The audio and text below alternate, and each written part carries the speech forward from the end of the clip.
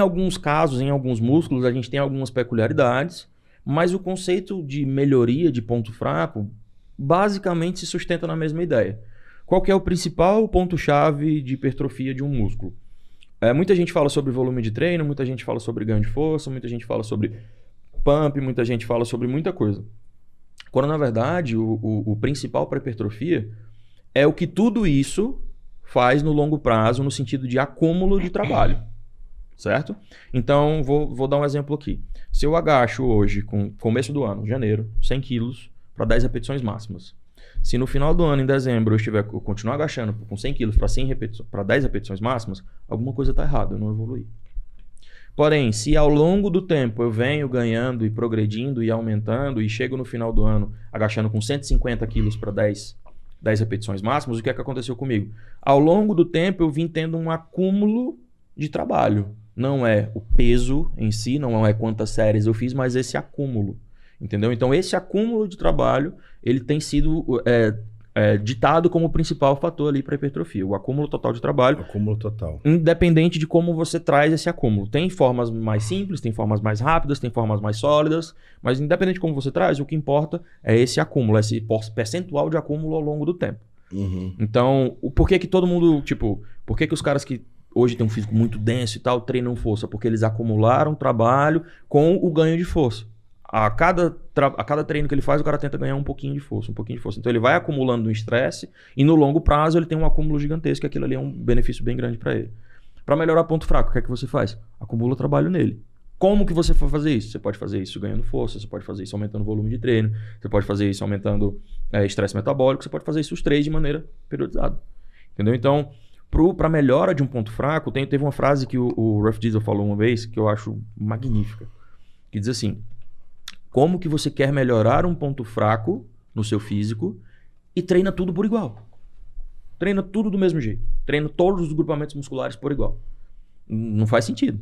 Se eu tenho alguma ênfase, se eu tenho que melhorar algo, eu preciso colocar isso como prioridade. E essa prioridade é como? Trabalhando mais vezes, trabalhando melhor. Né? E os outros eu não preciso regredir, mas eu preciso deixar eu preciso deixar um passo abaixo daquilo que eu quero evoluir, entendeu?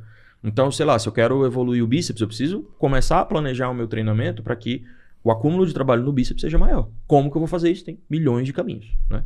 Então, basicamente, o conceito funciona para qualquer grupamento muscular que você for imaginar. Quais são as ressalvas?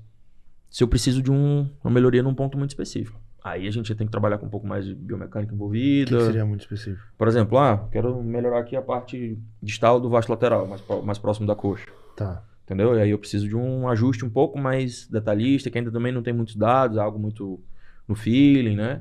Mas no músculo em si, acumula mais trabalho, que pode ter certeza que no longo prazo isso vai trazer algum benefício.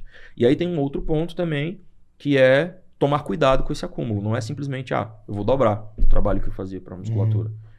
Aos poucos. De pouquinho em pouquinho você vai ganhando. Tem estudos que mostram o seguinte. Tem um muito massa, cara, que eu até lembro ele assim de maneira até quase bem detalhada. O cara fez o seguinte. Era um estudo intra-sujeito, ou seja, era estudado as duas pernas, uma fazia uma coisa, a outra fazia outra. Para ver qual das duas evolui mais. Eles pegaram o sujeito e disseram o seguinte: qual era o treino que você fazia antes? Quero que você estava fazendo de treinamento para a perna. E aí o cara, por 2 semanas, anotava e tal, e fazia um recordatório. Eles calculavam o volume de séries daquele treino. Uma perna, eles simplesmente levavam para uma quantidade X, independente da quantidade de volume de treino que eles faziam antes. A outra perna, eles aumentavam 20%, de acordo com o que era feito antes. Então tinha uma galera que fazia 10 séries por semana, tinha uma galera que fazia 20, tinha uma galera que fazia 30... um monte de volumes diferentes. Uma das pernas simplesmente ia para esse volume total e uma das pernas ia de acordo com proporcionalmente subia 20%. E o massa é o seguinte: teve uma galera que em uma das pernas fazia um volume mais baixo e esse volume fixo era muito alto, perdeu massa muscular. Uhum. Enquanto na outra perna, que só aumentou 20%, ganhou. Então, quer dizer que é só aumentar o volume? Não. Tem um cuidado a ser tomado, entendeu? Sim, algo progressivamente gradual, bem tranquilo, bem de boa, aumentar de 20%, 30% ali, tranquilinho. E aos poucos você vai tendo um montante, entendeu?